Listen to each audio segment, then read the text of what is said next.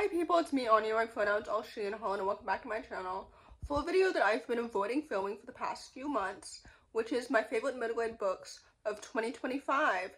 And I've been avoiding filming this video for months because I've low-key been in a funk lately where I feel like nobody really cares about my videos except for me. So that's been fun and dandy. And if you can't quite catch my sarcasm, I'm being sarcastic because it's so isolating to be in a space where it feels like nobody cares about your content as much as you do. And I don't know, I've talked about this so many times in the past, or I've alluded to it in the past, or whatever, but that's where I am right now. But anyway, I love reading middle grade so much because sometimes, like, these characters feel so relatable, and sometimes they feel more relatable than YA protagonists or even people in real life who are my own age. So anyway, without any further ado, the first book on this list is called Meticulous Jones and the Skull Tattoo.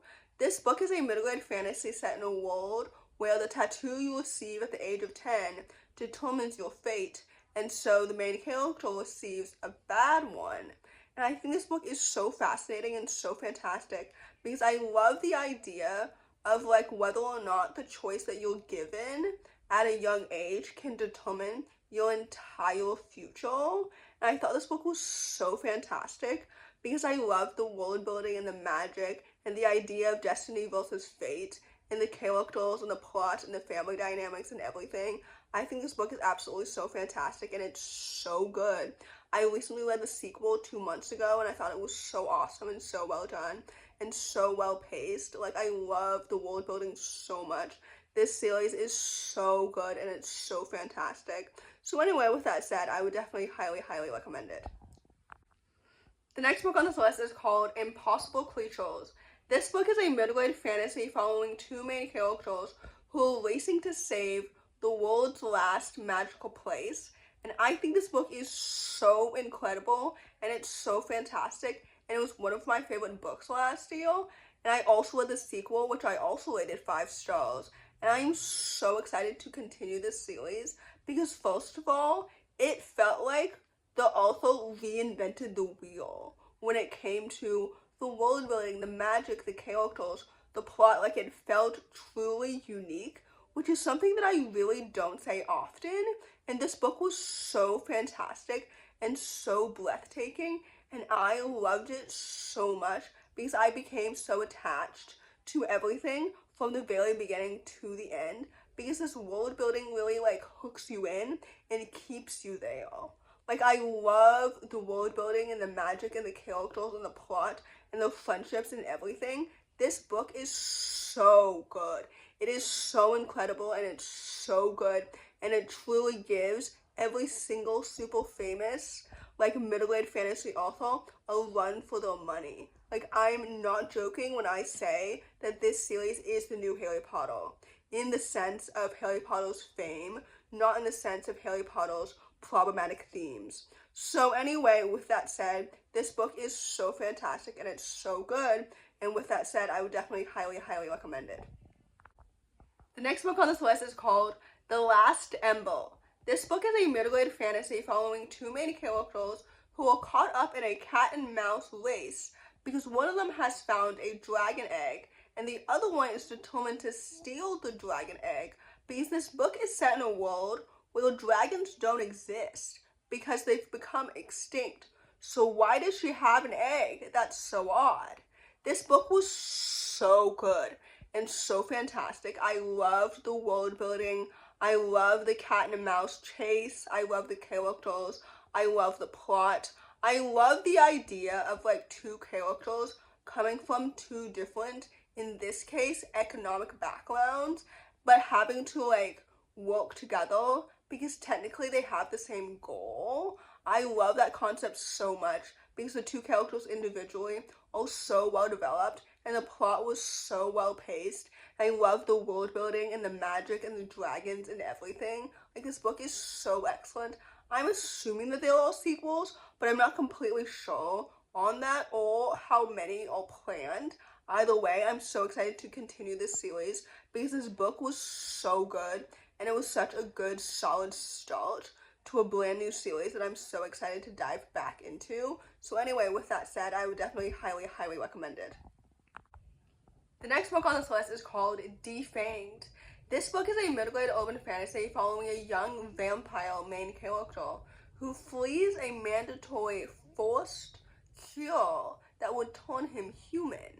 I think this book is so good and it's so fascinating, and the themes felt so relevant, and it felt like a direct parallel to the world's relationship to transgender people, to queerness, to autistic people. This book felt so relevant and real and raw and honest to me personally, and it was so good. And I loved the characters and the plot and the world building and everything. I don't actually know if the parallels to queerness and to disability are on purpose or not, but that's how I interpreted the story personally. But anyway, I love the characters and the friendships and the plot and everything. I think this book is so good and so fantastic, and I think it's absolutely excellent, and I really enjoyed every single aspect of it. So anyway, with that said, I would definitely highly recommend it. The next book on this list is called The Incorruptibles. This book is a middle-grade sapphic fantasy that follows a young sapphic main character who joins the human resistance against sorcerer tyranny. And I think this book is so good and so fantastic.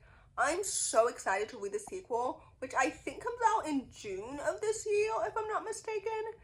I don't know, I still have to plan out my May TBR, but I think I put it on my list for my June TBR. Anyway, I'm so excited to read it because this book was so good.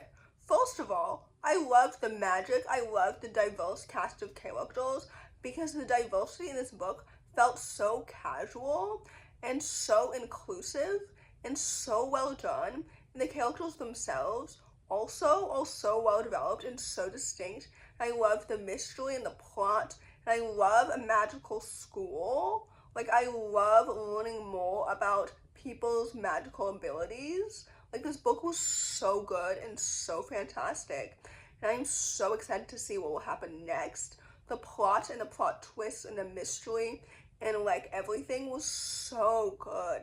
This book is so fantastic and had so much heart behind it, clearly, because the writing is so good. Anyway, all that to say, this book was fantastic, and with that said, I would definitely highly recommend it. The next book on this list is called The Queen Bees of Tybee County. This book is a middle-grade contemporary following a young queer Asian main character who enters the world of drag. I think this book is so good, and it's so excellent. First of all, I love drag so much because A, gender is a performance, and second of all, there is nothing inherently sexual about frankly anything, but especially drag, and especially queerness.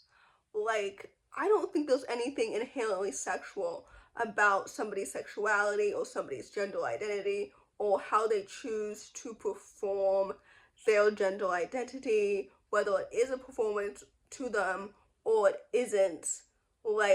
There's nothing wrong with being a drag queen. There's nothing sinful about it. And if it's frankly just not your taste, that's fine. It doesn't have to be your vibe. I'm not forcing you to go to a drag show. I just think that drag shows should be allowed to exist.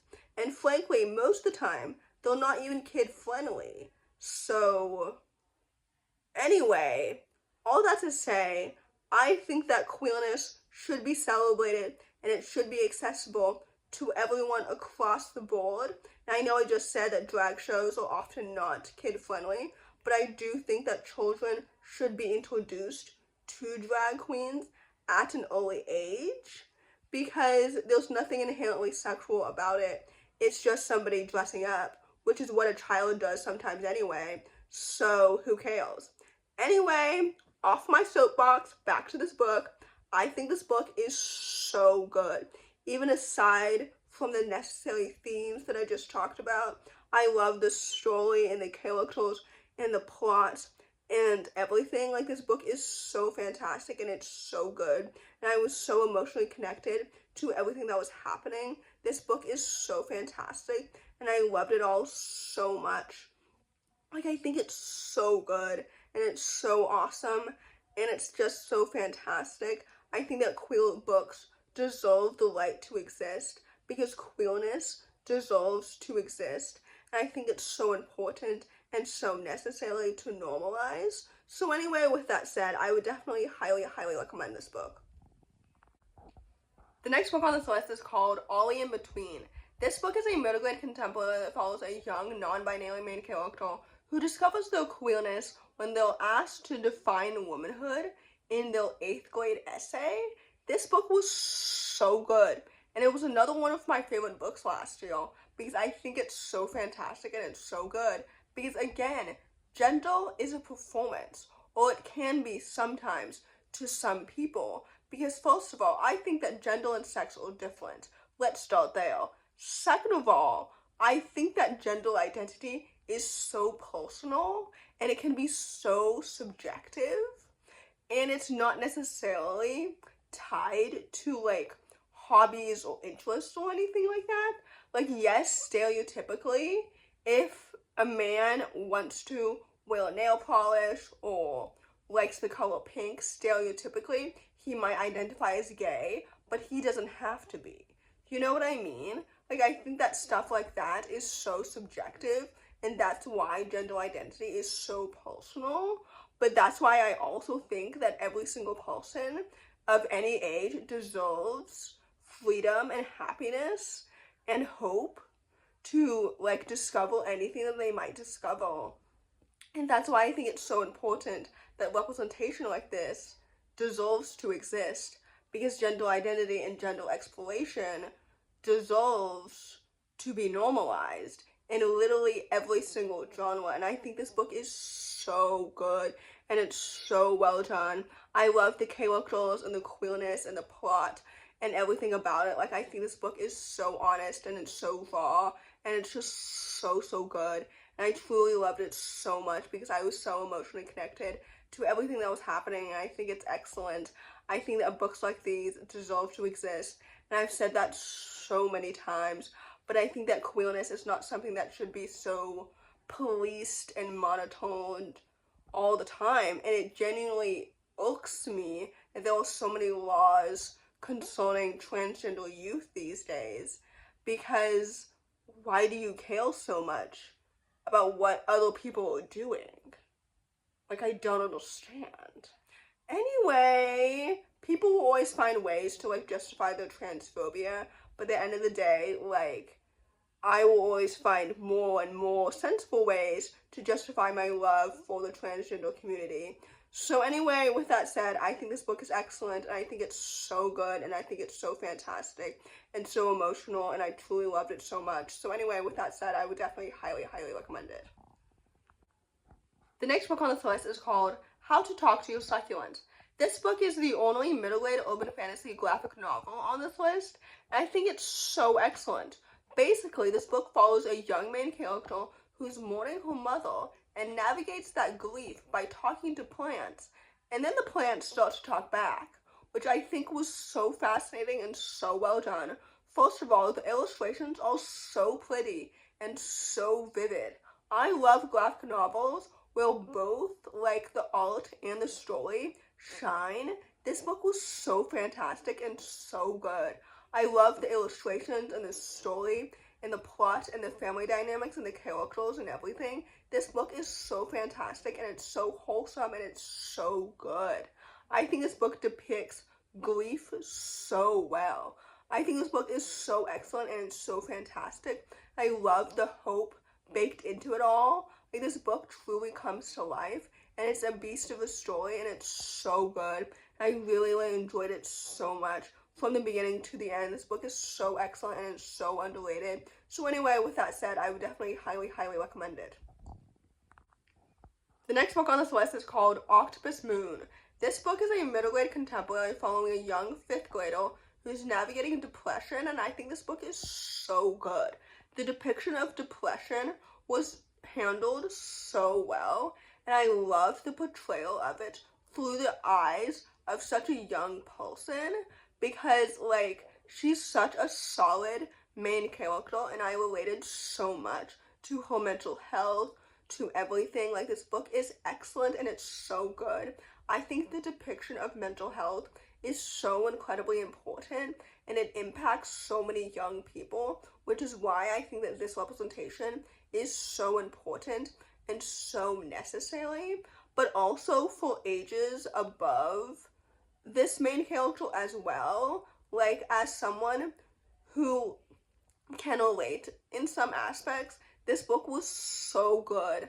I loved every single element of this story. I loved the plot and the characters and the family dynamics and her relationship with her parents, as well as everyone else. Like, this book is so good and it's so fantastic, and I really, really enjoyed it so much. So anyway, with that said, I would definitely highly, highly recommend it. The last book on this list, and definitely not the least, is called The Labyrinth of Souls. This book is a middle-grade fantasy following a young main character who attends a school where other people like herself can also see the creatures of the underworld. This book is so fascinating and it's so good.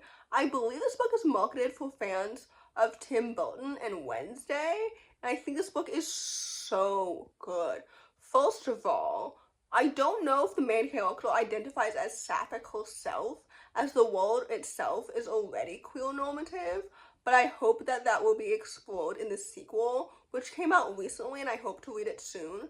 But anyway, like I said before, the world itself is already queer normative, which I love. Like, I think that all fantastical universes should be queer normative, because queerness, like I mentioned earlier, is normal and should be celebrated as such and should be depicted as such. And I think this book is so good and it's so fantastic. And I love the characters so much. I love the magical school. I love the world building. I love the plot and everything. This book is so fantastic and it's so good. And I hope to really read the sequel soon, because this book felt so inventive and so magical and just so much fun. So anyway, with that said, I would definitely highly, highly recommend it.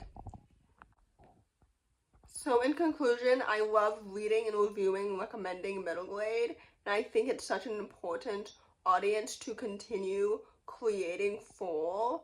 And I love that all of these middle grade books are so much more diverse than they were when I was 12 years old. And I think that representation is so incredibly important, and it deserves to be so accessible for all ages. So anyway, with that said, I hope that you enjoyed this video, and if you did, please don't hesitate to give it a big thumbs up. Comment down below the cactus emoji if you made it all the way to the end of the video.